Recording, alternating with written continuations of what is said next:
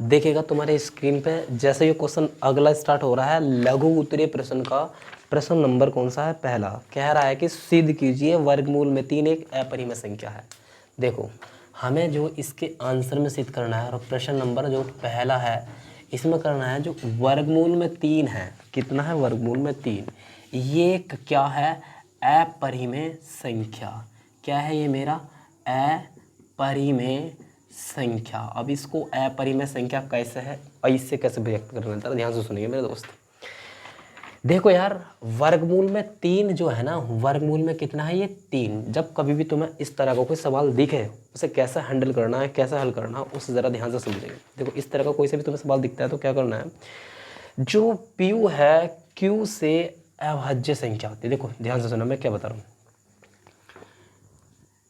P Q से अभाज्य है। अब ये अभाज्य है क्यों? क्या बता रहा हूँ मैं, मतलब बहुत से स्टूडेंट देख रहे हैं पता नहीं क्या है, मैं बता रहा हूँ।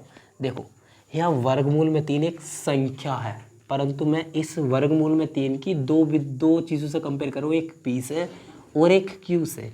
और मैं कहना चाह रहा हूँ जी जो P है ना, ये Q से एक अभाज्य संख्या है। अब इसका मतलब क्या हुआ, ज़रा ध्यान से सुनेंगे। वर्गमूल में 3 बराबर मैंने क्या लिख दिया? P बटे के Q। वर्गमूल में 3 बराबर P बटे के Q। अगर मैं इसकी क्रॉस मल्टीप्लाई करता हूँ तो यहाँ से P का मान मुझे वर्गमूल में 3 बराबर के क्या मिलता है? Q। वर्गमूल में 3 बराबर के Q। परंतु मुझे इसका वर्गमूल ख़त्म करना है तो दोनों ओर मैं क्या करूँगा? इसके वर्ग करूँगा। दोनों ओर क्या करूँगा मैं? इसके वर्ग। तो यहाँ पर P की घात 2 वर्गमूल में 3 और Q की घात कितना हो जाएगा? 2। P की घात 2 बराबर वर्गमूल में 3 की घात 2 करूँगा तो 3, और यहाँ पर Q की घात कितना हो जाएगा मेरी? 2 हो जाएगा। Q की घात कितना हो जाएगा? 2। यहाँ तक आप लोगों को सब चीज़ें पॉइंट्स क्लियर हो गए होंगे। अब ज़रा ध्यान से सुनेंगे, यहाँ से आगे की ओर P की घात 2 बराबर 3Q² हुआ। अब मैं आपसे ये कहना चाहता हूँ, यहाँ पर जो P की घात 2 है, कितना? P की घात 2 है वो 3 से विभाजित है। किससे विभाजित है? 3 से विभाजित है। अब ज़रा ध्यान से सुनेंगे कैसे। ये 3 गुणा में है, इसके P के बटे में चला जाएगा तो 3 से P की घात 2 विभाजित हो जाएगा। इसी प्रकार मैंने कहा जो P है, P भी 3 से विभाज्य है। मैं इसको ऐसे भी लिख सकता हूँ, अगर ये स्क्वायर में नहीं हो, मान लीजिएगा यहाँ पर वर्गमूल में 3 आया हुआ है और मैंने दोनों ओर वर्गमूल में 3 हटाने के लिए वर्ग कर दिया, परंतु अगर ये वर्गमूल नहीं होता, केवल P बराबर 3 क्यों होता, तो यहाँ पर भी क्या होता है कि फिर क्वेश्चन का सिस्टम ही चेंज हो जाता है। परंतु मैं एक चांस बता रहा हूँ आपको कि ये इसके ऊपर कोई स्क्वायर नहीं होता तो तब भी P भी 3 से विभाजित होता। बात क्लियर है? अब ज़रा ध्यान से सुनेंगे। यहाँ पर मान लीजिएगा फॉर एग्जाम्पल मैं तुमसे बताता हूँ, यहाँ पर जो P है ना, P भी किससे विभाज्य है? 3 से। किससे विभाज्य है? 3 से। तो मैंने यहाँ पे लिखा P बराबर के 3R। R क्यों लिखा? अगर मैं यहाँ से R का मान निकालना चाहता हूँ तो 3 गुणा में था, वो P के कहाँ चला जाता है? बटे में। तो इसलिए जो P का मान है वो मैं इस वाले समीकरण में रखने वाला हूँ। तो ये P है, P के स्थान पर मैंने 3R रख दिया और 3R की घात मैंने कितना कर दिया? 2 कर दिया। बराबर में 3Q की घात 2। 3 का वर्ग करूँगा तो मेरा 9 बैठेगा, R की घात 2 और 3 ऐसी का ऐसी और Q की घात 2। बात क्लियर है? अब यहाँ से मैं तुमसे क्या बताने वाला हूँ, ज़रा ध्यान से सुनिए। 3 से 9 काटूंगा तो 3 तिया 9। तो यहाँ पर क्या होने वाला? 3R की घात 2 बराबर Q की घात कितना आ गया? 2। अर्थात Q की घात 2 बराबर 3R की घात 2। और यहाँ पर मुझे क्या प्राप्त होता है कि जो ये 3 है जी, एक वर्गमूल में एक अपरिमेय संख्या है। तो यहाँ पर जो वर्गमूल में 3 है, क्या है ये? एक अपरिमेय संख्या। और यही मुझे क्या करना था? प्रूफ। यही इसका क्या है? आंसर।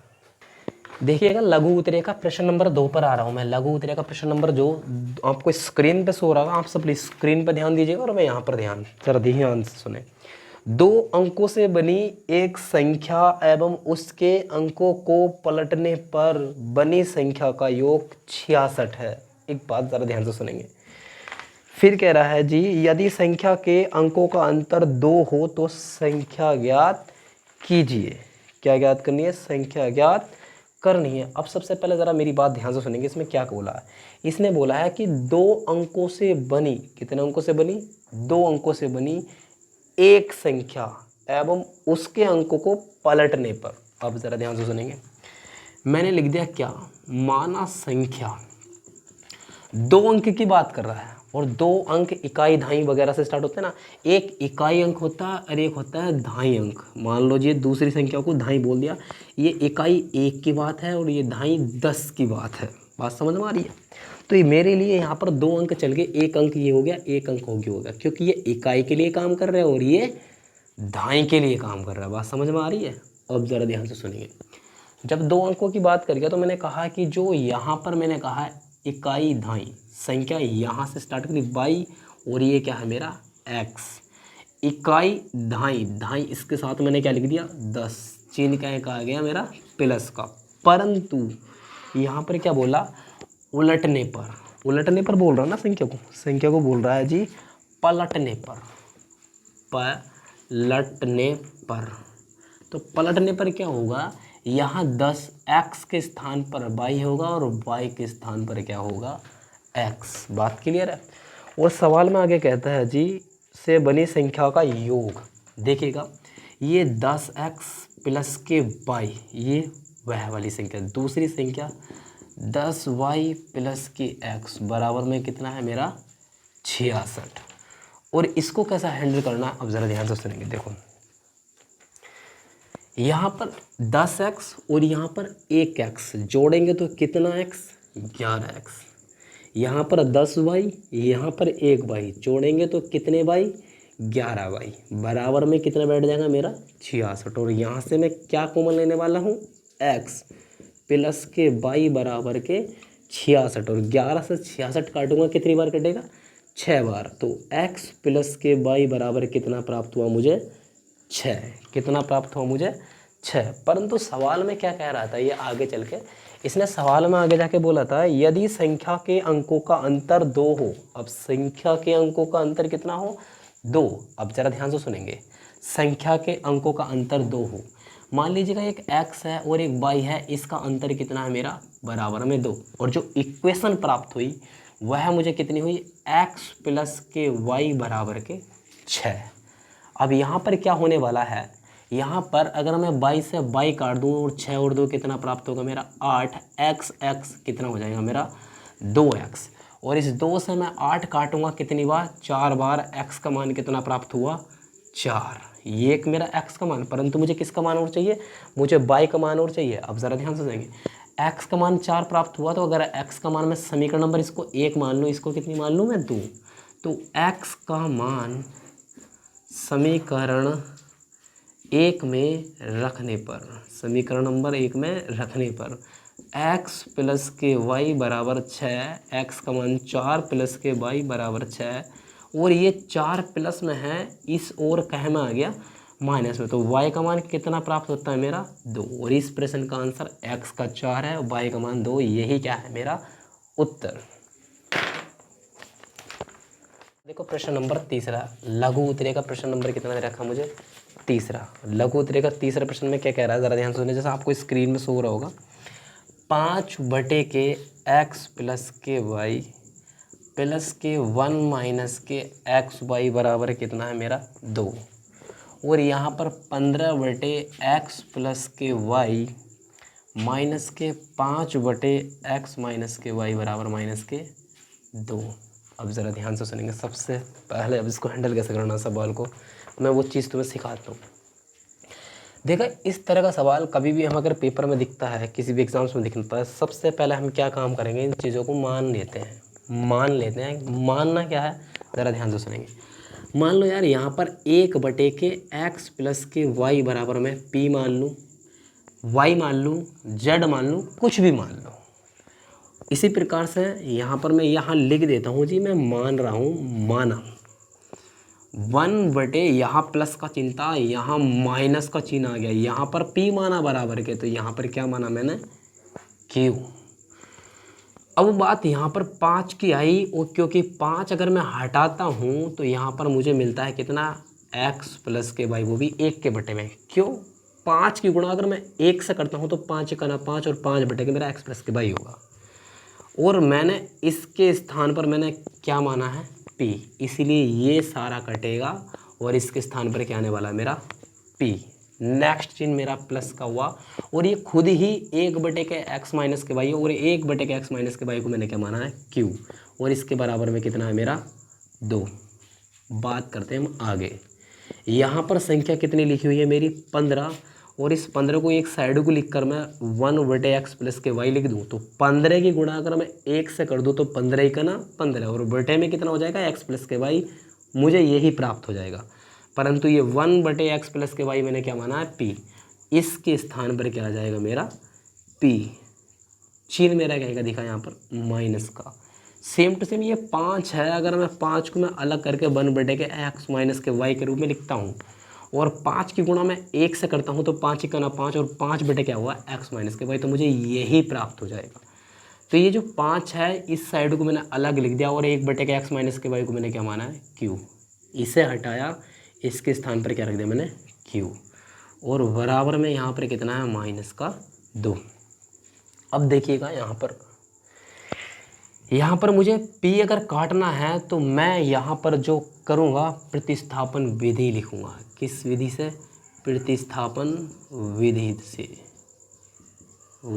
से समीकरण नंबर ये 1 है और ये समीकरण नंबर कितनी मेरी 2। यह 15 देखने के लिए मिलता, परंतु ये 5 ऊपर 15 बनाने के लिए मैं किससे गुणा करने वाला हूँ 3 से, और नीचे गुणा मैंने किससे करी इसकी 1 से। 3 की गुणा अगर मैं 2 से करता हूँ तो मुझे कितना प्राप्त होने वाला 3 दूनी 6, और 3 की गुणा अगर मैं q से करता हूँ तो मुझे कितना प्राप्त होने वाला 3q, और 3 की गुणा मैं 5 से करता हूँ तो 3 पंजे 15p, चिन्ह क्या आ गया प्लस का। 1 की गुणा 2 से करता हूँ तो माइनस के 2, और 5 की गुणा 1 से करता हूँ तो 5 का ना 5, साथ में क्या आ गया q, और चिन्ह क्या का प्राप्त हुआ मुझे माइनस का। 15 की गुणा 1 से करता हूँ तो 15 ही का ना 15, मगर यहाँ पर क्या आ गया मेरा p। अब ज़रा ध्यान से सुनेंगे, यहाँ चिन्ह माइनस का और जहाँ माइनस का वहाँ चिन्ह क्या आता है प्लस का, और यहाँ भी माइनस का यहाँ चिन्ह क्या आएगा प्लस का, और यहाँ 15p से 15p मेरा कट गया। 3q और 5q जोड़ दे जाएं तो मेरा कितना q बैठेगा, ये यहाँ पर मेरा बैठेगा ये 8q, और 8q बराबर के 6u और प्लस के 2, ये वाला चिन्ह नहीं मानेंगे, नीचे वाला चिन्ह मानेंगे। जैसे मैंने यहाँ पर माना, मैं यहाँ घटाऊंगा नहीं जोड़ूंगा, क्यों, क्योंकि ये वाला चिन्ह खत्म हो जाता है, नीचे वाला मानते हैं, तो इसलिए 5 और 3 जुड़ जाएगा, इसलिए मेरा 8q हो गया। ये कटा क्यों, क्योंकि ये प्लस के 15 पीता है, ये माइनस के 15 पीता, प्लस के 15 माइनस के घट जाएंगे तो 0 बचेगा, 0 की कोई वैल्यू नहीं होती। 3 और 5 8q बराबर 6 और 2 कितना हो गया मेरा 8, और इस 8 से 8 कट गया तो q का मान मेरा कितना प्राप्त हुआ 1। कितना प्राप्त हुआ q का मान 1। अगर मेरा q का मान इसमें 1 प्राप्त हुआ है और मुझे किसका मान और चाहिए p का, और p का अगर मुझे निकालना है तो मान लीजिएगा मैं समीकरण नंबर 1 में रख देता हूँ q का मान।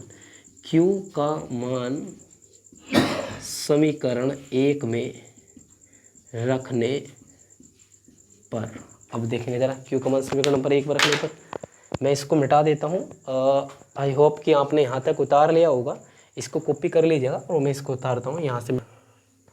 जो समीकरण मुझे 1 प्राप्त हुई थी वो क्या थी मेरी 5p प्लस q बराबर के 2, और 5p प्लस q का मान जो प्राप्त हुआ मेरा 1 हुआ बराबर के 2। 5p बराबर 2 प्लस में 1 माइनस में चला गया, और 5p 2 में से 1 गया 1, और p बराबर कितना निकल कर आ गया मेरा 1 बटे के 5। बात क्लियर है।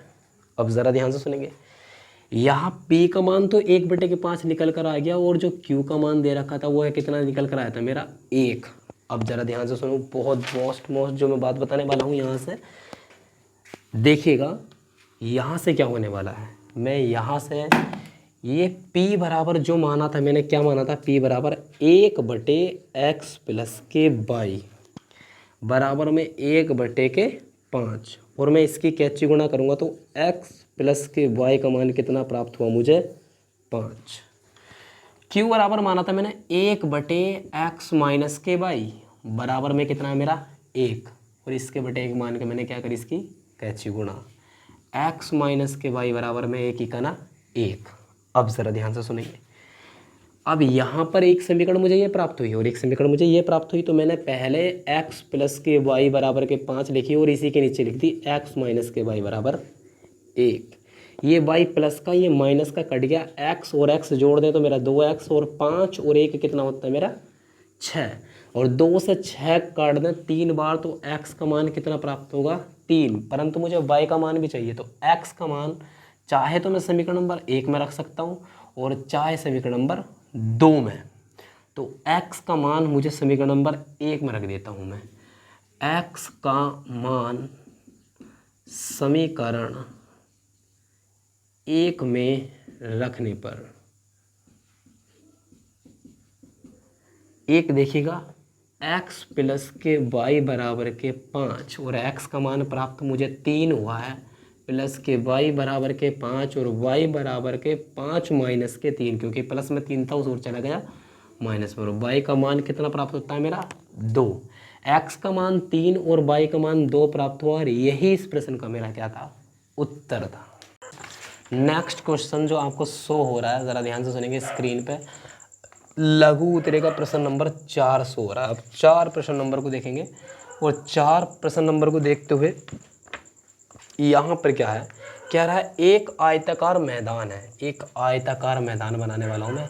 ये मैंने क्या बनाया, एक आयताकार मैदान, ओके। और इस आयताकार मैदान में मैंने कह दिया कि ये मेरा A है, ये मेरा B है और ये मेरा C है, तो ये मेरा क्या है D। और आप लोगों से एक बात और बता देता हूँ, ज़रूरी नहीं है चाहे तुम इसे C मान लो और D मान लो, बात एक ही है। तो ये आयताकार मैदान है और इस आयताकार मैदान में कह रहा है जी, इस आयताकार मैदान का विकर्ण उसकी छोटी भुजा से, देखो विकर्ण होता है जस्ट A से मिलाएगी बिंदु D पर, ये क्या कहलाता है इसका विकर्ण। सबसे पहले मैं बता देता हूँ आपको, ये जो साइड है ये कहलाती है मेरी कर्ण, और ये जो मेरी साइड है ये कहलाती है मेरी आधार, और ये वाली साइड है मेरी क्या कहलाती है लंब। सवाल में कह रहा है जी, छोटी भुजा से 60 मीटर अधिक लंबा है, जो विकर्ण है वो छोटी भुजा से, छोटी भुजा ये, बड़ी भुजा ये, और बीच में मेरा विकर्ण है। छोटी भुजा को मैंने क्या माना x, क्या माना मेरा x माना, और जो मेरा कर्ण है ना ये इस वाली x से कितना अधिक बता रहा है 60 अधिक बता रहा है। कितना अधिक बता रहा है 60 अधिक। अब ज़रा ध्यान से सुनेंगे आगे। अब ये जो मेरा आधार है, सवाल में क्या कह रहा है, यदि उसकी बड़ी भुजा छोटी भुजा से 30 मीटर अधिक है। अब ये छोटी भुजा थी, अब ये बड़ी भुजा है, x से कितने मीटर अधिक है 30 मीटर अधिक है। तो सवाल में कह रहा तो मैदान का परिमाप ज्ञात कीजिए। परिमाप यानी कि एक तो लंब और एक आधार दोनों का योग। अब ज़रा ध्यान से सुनेंगे, यहाँ पर सूत्र क्या होता है, लंब आधार और कर्ण में कर्ण की घात 2 बराबर लंब की घात 2 प्लस आधार की घात 2। के को कर्ण बोलते हैं, एल को लंब और ए को आधार बोलते हैं, और कर्ण की घात 2 का वह चढ़ा दूंगा इस पर वर्ग, तो लंब की घात 2 प्लस आधार की घात कितना हो गया मेरा 2 हो गया। अब ज़रा ध्यान से सुनेंगे, अगर मैं यहाँ पर वर्ग भी नहीं चढ़ाता हूँ, क्या नहीं चढ़ाता हूँ वर्ग भी, तब भी कोई दिक्कत नहीं है। अब ज़रा ध्यान से सुनिएगा, ये मेरा कर्ण है और कर्ण का मान मेरा x प्लस के कितना है 60, और 60 की घात कितना हो गया मेरा 2। ये मेरा लंब है और लंब का मान मेरा कितना है x, x की घात कितना हो गया मेरा 2। चिन्ह मुझे क्या है का प्राप्त हुआ प्लस का, और ये मेरा आधार है, आधार का मान कितना प्राप्त हुआ x प्लस के 3, और इसकी घात कितनी कर दी मैंने 2। ये a प्लस बी की घात 2 का सूत्र है और ये भी a प्लस बी की घात 2 का सूत्र है, और a प्लस बी की घात 2 का सूत्र क्या होता है a की घात 2 प्लस b की घात 2 प्लस 2ab। देखिएगा यहाँ पर a का मान x है और यहाँ x रखने वाला हूँ, तो x की घात कितना हो गया 2, चिन्ह क्या है प्लस। जिगर b का कर रहा है और b का मान 60 है और 60 की घात कितना कर दिया 2।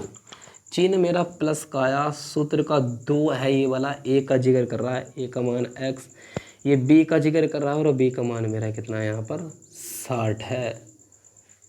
चिन्ह बराबर x की घात मेरा कितना है ये 2, और चिन्ह क्या का हुआ प्लस। ए का मान मेरा x है, x की घात 2 प्लस b का मान मेरा 30 है और 30 की घात 2। चिन्ह क्या है, कहाँ है, प्लस। सूत्र का मेरा 2 है, a का मान मेरा x और b का मान मेरा कितना है, 30। x की घात 2, 60 का वर्ग करूँगा 6 छंग 36, तो कितने जीरो, 2 जीरो। 60 दूनी 120, साथ में क्या आ गया मेरा x। x की घात 2 प्लस x की घात 2, 30 का वर्ग करूँगा तो कितना बैठेगा मेरा, 900 प्लस 30 दूनी 60x। बात क्लियर है। अब ज़रा ध्यान से सुनना, यहाँ पे इस वाले एक एक्स स्क्वायर से ये वाला एक एक्स स्क्वायर मेरा कट गया, तो ये वाला मान मैं सबसे पहले इधर लिखता हूँ, x की घात 2 प्लस के 900 प्लस के 60x बराबर, ये जो शेष मान बच गया मैं इधर लिखता हूँ 3600 प्लस के 120x। अब ज़रा ध्यान से सुनेंगे, यहाँ x की घात 2 प्लस के 900, x की घात 2 प्लस के 900 प्लस के 60x बराबर में कितना था मेरा, ये 3600 प्लस के 120x। देखिएगा नीचे वाले समीकरण की मैंने ऊपर अभी नकल ही मारी है, अब मैं संशोधन करूँगा इसमें। x की घात 2 प्लस के 900 प्लस के 60x, ये प्लस का 3600 है, इधर का कैम हो गया माइनस में, और ये प्लस का 120 है, इधर को आ गया माइनस में, बराबर में कितना हो गया, 0। यहाँ पर क्या लिखा हुआ है 120 के साथ में x, और बराबर में कितना हो गया, 0। x की घात 2, ये मेरा 900 और ये मेरा 3600, 3600 में से अगर मैं 900 घटाता हूँ तो मेरे जो बचते हैं माइनस के 2700। 120x मेरा माइनस में है, 120x मेरा माइनस में और 60 मेरा प्लस में, 120 में से 60 गए तो मेरा माइनस के कितना बच गया, 60 और 7 में क्या आ गया, x बराबर में कितना आ गया मेरा, 0। x की घात 2 माइनस के कितना हो गया, ये 60x और माइनस के 2700 बराबर में कितना आ गया, 0। अब मैं यहाँ पर क्या देखूंगा कि 2700 के ऐसे टुकड़े देखूंगा जो मेरा कितना आ जाए, 60। 2700 के ऐसे टुकड़े देखूंगा जो मेरा कितना आ जाए, 7। देखिएगा अगर मैं 9 की गुणा 3 से करता हूँ तो 9 कितने बैठेंगे मेरे, 27। बात क्लियर है। परंतु 9 में से 3 घटाऊंगा तब मुझे कितना मिलेगा, 6। परंतु अगर मैं इसके साथ 0 लिख दूं, इसके साथ 0 लिख दूं और यहाँ पर कितना लिख दूं मैं, 0, तो 9 की गुणा 3 से करी तो 27 आया, 1 0 ये है, 1 0 ये है, तो कितने 0 लगने वाले हैं यहाँ पे, 2 0 लगने वाले हैं। और ये 90 में से अगर मैं 60 घटा दूँ, 90 में से सॉरी 30 घटा दूँ, 90 में से कितना घटा दूँ, 30, तो कितना बचने वाला है मेरा, 60। आप ये मेरी बात समझ गए होंगे, ज़रा ध्यान से सुनना। अब आगे x की घात 2, यहाँ 2700 यानी कि 90 का पढ़ा मैंने 30 बार पढ़ा, तब मुझे कितना प्राप्त होगा, ये 2700 प्राप्त होगा, और बराबर में कितना है, 0। यहाँ x लिखा तो यहाँ भी x, यहाँ भी x, परंतु 90 में से 30 घटाने पर 30 को मुझे प्लस में करना पड़ेगा और ये क्या में करना पड़ेगा, माइनस में। ये मैंने माइनस में और ये प्लस में क्यों करा, क्योंकि 60 माइनस में है, इसलिए सबसे ज़्यादा संख्या मैंने माइनस में करी है। यहाँ से क्या प्राप्त कॉमन लूँगा मैं, x, और x माइनस का कितना हो गया, ये 90। चिन्ह मेरा प्लस का, और यहाँ से मैं 30 कॉमन लूँगा तो x माइनस के कितना बैठेगा मेरा, 90 बराबर के 0। यहाँ x माइनस के 90 और x माइनस के 90 मैंने क्या ले लिया कॉमन, और ये ले लिया मैंने x प्लस के 30 बराबर के 0। बात क्लियर है। अब ज़रा ध्यान से सुनेंगे, यहाँ आप सभी लोगों ने उतार लिया होगा, मैं इसको मिटा दे रहा हूँ, ज़रा ध्यान से सुनेंगे आगे की ओर। देखिएगा अगर मैं इनका यदि करता हूँ, क्या करता हूँ मैं इनका यदि करता हूँ, तो x माइनस के 90 बराबर 0 और x बराबर के 90, उसके बाद x प्लस के 30 बराबर 0 करता हूँ तो x बराबर के मेरा कितना आ गया, माइनस के 30। अब जो x बराबर प्लस की वैल्यू है वह मानेंगे, जो माइनस की वो नहीं मानेंगे। अब ज़रा ध्यान से सुनेंगे, यहाँ AC और AC कितना मेरा x, और x का मान कितना मेरा यहाँ पर 90, ये मेरा कितना है DC, और DC बराबर कितना है x प्लस के 30, और x का मान मेरा कितना प्राप्त हुआ है 90 प्लस के 30 जोड़ूंगा तो कितना बैठेगा मेरा 120। तो ये डी सी का जो मान प्राप्त हुआ मेरा 120 और ए सी का मान हुआ 90। बात करी सवाल में किसकी, परिमाप की।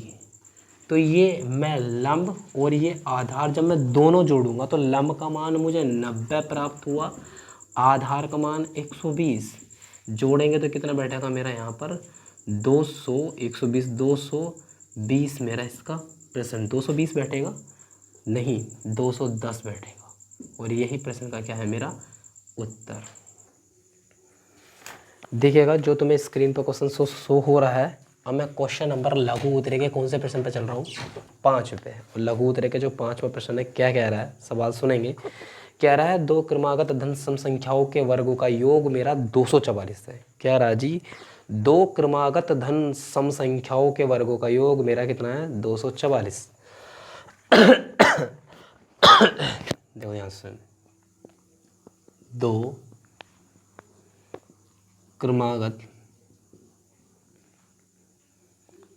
धन सम संख्या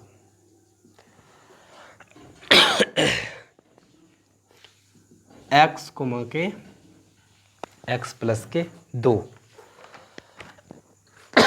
x कोमा के x प्लस के कितना है 2। सॉरी थोड़ा खांसी हो रही है जुकाम के कारण, इसलिए तबीयत खराब हो रही है, परंतु मैं फिर भी आपकी पढ़ाई पढ़ाऊंगा। रेडी, ध्यान से सुनना।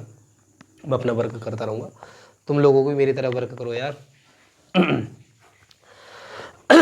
सवाल में जो स्क्रीन में बोल रहा है आपको शो रही होगी। सवाल में कह रहा है दो क्रमागत धन सम संख्याओं का वर्ग का योग। पहली संख्या x है इसका वर्ग, दूसरी संख्या x प्लस के 2 है इसका वर्ग का योग कितना दे रखा बराबर में 244। तो कह रहा है संख्या बताइए वह क्या है। अब देखो x की घात 2 प्लस में ये a प्लस बी की घात 2 का सूत्र बन जाएगा। a प्लस बी की घात 2 बराबर है a की घात 2 प्लस b की घात 2 प्लस 2ab। यहाँ a का मान मेरा x है, x की घात 2, यहाँ b का मान मेरा 2 है, 2 का वर्ग करूँगा 4 प्लस के 2 सूत्र का है। और a का मान मेरा यहाँ x है और b का मान मेरा यहाँ पर 2, 2 दूनी 4x। तो यहाँ पर कितना हो गया 4x बराबर मेरा कितना हो गया 244। अब ज़रा ध्यान से सुनेंगे, ये x की घात 2 और ये x की घात 2 तो मेरा कितना हो जाएगा ये 2x की घात 2 प्लस में 4x प्लस के 4 बराबर कितना हो गया मेरा 244। और यहाँ से अगर मैं 2 कॉमन लेता हूँ तो अंदर x की घात 2 और 2 के पहाड़े में 4 2 बार आता है x, और यहाँ पर 2 के पहाड़े में 4 2 बार आता है बराबर 244। और इस 2 से 2 ही करना 2, 2 दूनी 4, 2 दूनी 4, तो x की घात 2 प्लस 2x प्लस के 2 बराबर के कितना है मेरा 122। ये बात आप सब लोगों को अच्छे से क्लियर होगी। अब ज़रा ध्यान से सुनना, यहाँ 2 प्लस में इस ओर पहुँच जाए तो क्या हो जाए माइनस में। x की घात 2 प्लस के 2x बराबर 122 प्लस का 2 इधर वो पहुँच गया, क्या हो गया मेरा माइनस में।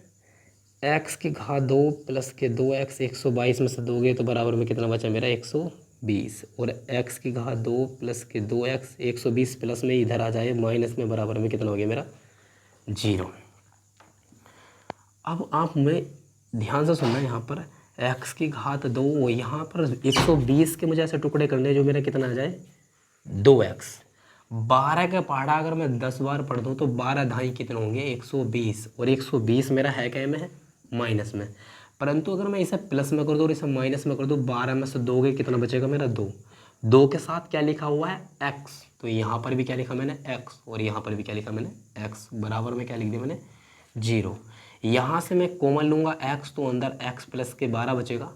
यहाँ माइनस का चिन्ह कॉमन लूँगा और साथ में संख्या ले लूँगा तो अंदर क्या बचने वाला मेरा x। जो माइनस की संख्या वो कैम होने वाली प्लस में। 10 जब मैंने बाहर को मैं ले लिया तो 120 से करते हुए तो कितनी बार आने वाला है 12 बराबर के 0। यहाँ पर ये दोनों मान एक जैसे हैं, x प्लस के 12 और x माइनस के 10 बराबर कितना हो गया 0। अगर मैं इनका यदि करता हूँ तो x प्लस के 12 बराबर 0, x बराबर माइनस के 12। और इसका करता हूँ तो x माइनस के 10 बराबर 0, तो x बराबर कितना हो जाएगा 10। अब आगे देखते हैं। x का मान माइनस के 12 प्राप्त हुआ है और x का मान प्लस के 10। मैंने कहा है माइनस की कोई वैल्यू प्राप्त नहीं, माइनस की कोई मान्यता नहीं होती है, परंतु प्लस में मान्यता होती है। सवाल में कह रहा था वह संख्या क्या है जो दो क्रमागत संख्या थी। पहली संख्या x थी तो x का मान कितना निकल कर आया मेरा 10। दूसरी संख्या x प्लस के 2 थी तो 10 प्लस के 2 बराबर कितना आ गया मेरा 12। एक 10 है और एक 12, और इस प्रश्न का उत्तर मेरा यही है। देखिएगा सवाल नंबर लघु उतरे के मैं सवाल नंबर किस पे चलता हूँ, छठे पे है। सवाल नंबर छठा क्या कहता है, यदि बिंदु a कोमा के 0, मैं लिख दे रहा हूँ यहाँ पर बिंदु दे रखा है एक a कोमा के 0, दूसरा बोल रहा है जी 0 कोमा के v, और बोल रहा है जी तथा x और y पर सररेख है। बात क्लियर है। तो सिद्ध करना है मुझे क्या, x बटे के a प्लस के y बटे के b बराबर के कितना सिद्ध करना है मुझे 1।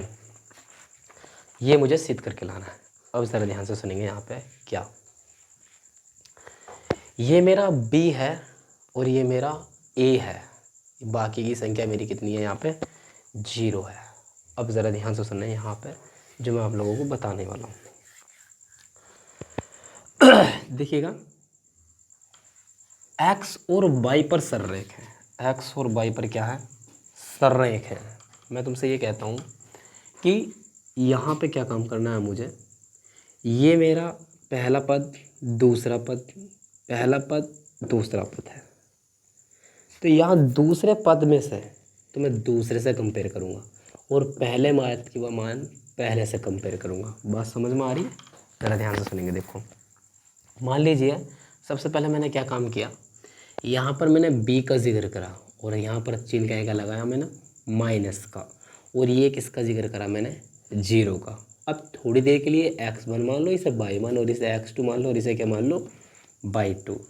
तो यहाँ पर y2 आ गया, कितना आ गया यहाँ पे y2, चिन्ह क्या का आ गया माइनस का, और यहाँ क्या आ गया मेरा y1। वो फिर यहाँ पर क्या आ गया मेरा x2 माइनस के x1, और x2 का जो मान है मेरा वह कितना है 0, तो इस x2 के स्थान पर कितना आ गया मेरा 0, और ये मेरा x1 है और x1 के स्थान पर मेरा क्या आ गया a। बात समझ में आ गई। बराबर में बराबर में ये जो जिस पर मुझे सररेख याद करना था, यहाँ पर जिसके सररेख निकाल लेते हैं, तो यहाँ y बटे के x किया, क्या किया मैंने y बटे के x, और इसमें से मैं माइनस के b घटाऊंगा और माइनस के कितने घटाऊंगा 0। क्यों घटाऊंगा, क्योंकि x और y पर यह बिंदु सररेख है। अब ज़रा ध्यान से सुनेंगे, v में से 0 घटाऊंगा तो v बचने वाला है, 0 में से मैं a घटाऊंगा तो माइनस के a बचने वाला है, और y माइनस के b बटे x में से 0 गया, कितना बचा मेरा x। बात क्लियर, ज़रा ध्यान से सुनेंगे। अब क्या होगा, ये दोनों अपनी आपस में पोजीशन बदलेंगे, जहाँ b होगा वहाँ x और जहाँ x होगा वहाँ b। x बटे के a माइनस के बराबर में y माइनस के b, ये b कहाँ चला गया इसके बटे में, x बटे माइनस के a बराबर y के बटे में b लिख दूंगा और माइनस में b के बटे में v लिख दूंगा, और यहाँ v से ये b कटेगा तो कितना बचने वाला है मेरा 1। कितना बचने वाला है मेरा 1। अब जो बचा आगे x बटे माइनस के a बराबर में y बटे v माइनस के कितना है 1। देखिएगा यहाँ पे क्या काम करना है, ज़रा यहाँ इसको मैं इधर लिख देता हूँ और इसको इधर, y माइनस के b माइनस के 1 बराबर x माइनस के a। y माइनस के v माइनस के 1 ये माइनस का है, इस ओर क्या में आएगा प्लस में x बटे के a बराबर में क्या बचेगा मेरा 0। y बटे के v प्लस के x बटे के a, ये माइनस का बनता बराबर से इधर पहुँचा प्लस में, और x बटे के a को मैंने पहले लिख दिया और यहाँ पर y बटे v को मैंने पहले लिख दिया, बराबर में कितना बचा मेरा 1। और यही मुझे क्या काम करना था, यही मुझे प्रूफ करके लाना था, और यही मेरा प्रूफ हो गया, यही मेरा क्या आंसर। देखिएगा स्क्रीन पे शो हो रहा है आपको प्रश्न संख्या 7वां स्टार्ट करता हूँ मैं। 7वां है जी कोस थीटा बराबर के 4/5 और सवाल में कह रहा है जी साइन थीटा इंटू के कोस थीटा प्लस के tan की घात 2 थीटा का मान क्या काम करना मुझे ज्ञात करना है। अब ज़रा ध्यान से सुनिएगा, यहाँ पे कोस थीटा LAL यानी LAL/K ये लाल बटे कक्का का, यहाँ साइन की बारी आती है, यहाँ किसकी बारी आती है कोस की। तो यहाँ पर कोस का जिक्र कर रहा है। कोस का मान है मेरा आधार बटे कर्ण, तो ये आधार का मान है और ये किसका मान है मेरा कर्ण का। ये तो आप समझ गए होंगे। अब ज़रा ध्यान से सुनेंगे। पाइथागोरस प्रमेय का सूत्र होता है जी कर्ण की घात 2 बराबर लंब की घात 2 प्लस आधार की घात 2। कर्ण का जो मान दिया हुआ है मुझे 5 दिया और 5 की घात मैंने 2 कर दिया है। यूँ लंब है, लंब को मुझे निकालना है प्लस आधार, आधार का मान कितना दे रखा है मुझे 4 और यहाँ पर 4 की घात मैंने कितना कर दिया 2। 5 का अगर मैं वर्ग करता हूँ तो 5 पंजे 25, L की घात 2 और 4 का वर्ग करता हूँ तो कितना होगा 16। 25 ये प्लस में 16 इस और माइनस में आ जाएगा, L की घात कितना हो जाएगा मेरा यहाँ पर 2।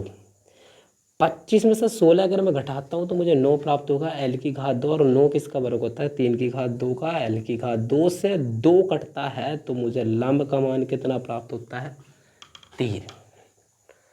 अब ज़रा ध्यान से सुनेंगे। LAL/KA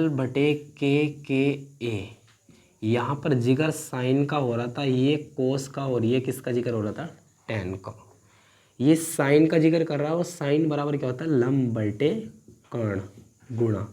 कोस का जिक्र कर रहा है आधार बटे के कर्ण। tan का जिक्र कर रहा है लंब बटे के आधार और इसकी घात कितनी कर दी मैंने 2। ज़रा ध्यान से सुनना। लंब का जो मान मेरा निकल कर आया हुआ है कितना है मेरा 3। कितना है मेरा यहाँ 3 और 3 रख दिया मैंने ऊपर। कर्ण का जिक्र कर रहा है, कर्ण का मान कितना है मेरा 5। आधार का मान मुझे 4 दिया है और कर्ण का मान कितना दे रखा है 5। चिन्ह प्लस का प्राप्त हुआ। लंब का मान मेरा 3 निकल कर आया है, यहाँ 3 रखा और आधार का मान मेरा 4 निकल कर आ रहा है। इनकी घात मैंने कितनी कर दी 2। यहाँ पर 3 की गुणा 4 से करेंगे 3 चौक 12, 5 की गुणा 4 से 5 से करेंगे 5 पंजे 25। चिन्ह कहीं का रहा प्लस का। 3 का वर्ग करेंगे तो 9 बैठेगा और 4 का वर्ग करेंगे तो कितना बैठेगा मेरा 16। अब 25 और 16 को काटेंगे कि क्या निकल कर आएगा, ज़रा ध्यान से सुनेंगे। 25 और 16 को काटेंगे यहाँ पर 5 पंजे 25, 16 ऐसी कैसी, फिर 5 ही खाना 5, 16 ऐसी कैसी और 2 से काटूंगा 2 8 16, फिर 2 किस से काटूंगा तो फिर कितने कटने वाला 2 चौक 8, फिर 2 से काटूंगा 2 दूनी 4, फिर 2 से 2 ही करना 2 दूनी 4, 4 दूनी 8 और 8 दूनी 16। अब ज़रा ध्यान से सुनना, मैं जो बताने जा रहा हूँ आपसे क्या। मैंने ये कहा कि 5 के पहाड़े में 25 2 बार आया और 16 2 दूनी 4 दूनी 8 दूनी 16, तो यानी कि ये 16 4 बार गुणा करने पर आ रहा था। 1 2 3 और 4, 5 पंजे 25 और 25 दूनी 50 और 50 दूनी 100 और 100 दूनी 200 दूनी 400। यहाँ पर मैंने कितना लिख दिया एलसीएम। 25 के पहाड़े में अगर मैं 400 को काटता हूँ तो 25 के पहाड़े में जो 400 आता है 25 ही करना 25 बचा 15, 25 छक्का 150 और इस 16 की गुणा 25 के ऊपर जो संख्या दी गई है उससे हो जाएगी। या फिर आप एक काम करिएगा, इसकी क्रॉस गुणा कर लीजिएगा। 16 दूनी 32 हासिल लगे 3, 16 ही करना 16 और 3 मेरा 19। चिन्ह प्लस का 25 नमा कितने होते हैं मेरे 25 नमा 225। अब इसको मैं जोड़ दूंगा।